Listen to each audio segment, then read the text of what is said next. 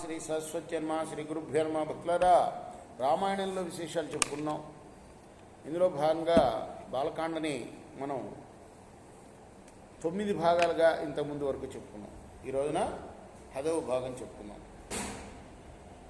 శ్రీ గణేశాయ నమః, శ్రీ సరస్వత్య నమః, శ్రీ గురుభ్యో నమః. సమర్థగురు సాయినాథ్ మహారాజ్ కీ జై. నారాయణం నమస్కృత్య నరం చైవ నరోత్తమం దేవీం సరస్వతిం వ్యాసం తతో జయముదీరయే. అంజనానందనం వీరం జానకీ శోకనాశనం కపి సమక్షం తారాం వందే లంకాభయంకరం.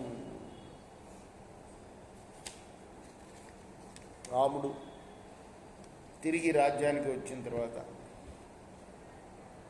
వనవాసం పూర్తి చేసి వచ్చిన తర్వాత 100ల కొలది అశ్వమేధ యాగాలు చేశాడు ఆయన. ఆ అశ్వమేధ యాగాల్లో 10,000 కోట్ల గోవులు దానం చేశాడు. అసంఖ్యాకమైన ధనాన్ని బ్రాహ్మణులకి దక్షిణలుగా ఇచ్చాడు.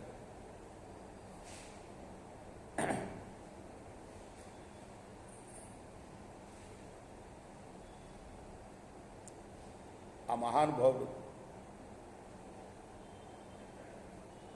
నారదుడు చెప్తున్నాడు ఇదంతా.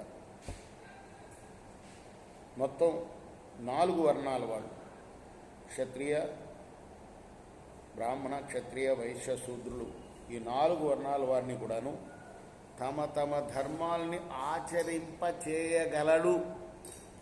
అంటే ఇంకా ఈయన నారదుడు వాల్మీకి చెప్పే టైంకి ఆయన ఉన్నాడు అన్నమాట. వాల్మీకి ప్రశ్న ఏంటి? ఉత్తమోత్తమైన పురుషుడు ఎన్నో లక్షణాలు, ఒక 100 లక్షణాలు చెప్పి ఇటువంటి వాడు ఉన్నాడంటే ఉన్నాడు అని చెప్తూ మొదలుపెట్టాడు నారదుడు ఈ కథ అంతా. ఈయన చాతుర్వర్ణాల వారిని కూడా వారి వారి ధర్మాల్లో వాళ్ళు నెలకొనేటట్టుగా చేయగలడు. మామూలు 11,000 సంవత్సరాలు రాజ్యం చేసి ఆ తర్వాత వైకుంఠానికి వెళ్తాడు రాముడు. ఈ రామచరిత్రాన్ని ఎవరైతే చదువుతాడో లేదా ఎవరైతే వింటాడో వాడు పాపాలన్నింటినీ కూడాను పోగొట్టుకోగలడు. వింటే చాలు. ఆయుష్ను పెంచుతుంది ఈ రామకథ. వాడి వంశాన్ని పెంచుతుంది. పుత్ర పౌత్రాదులతోటి వృద్ధి అవుతాడు. వాళ్ళందరితో కలిపి స్వర్గం చేరుతాడు చివరికి. అంటే వాళ్ళను కూడా స్వర్గానికి తీసుకుపోతాడు.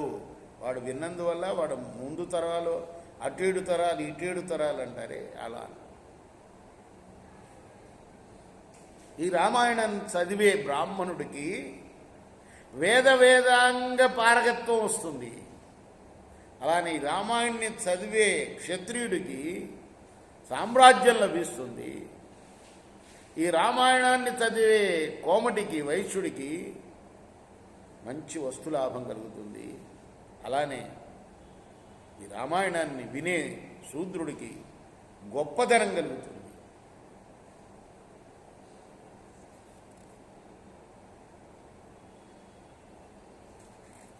ఇక్కడ ఆపుతాం.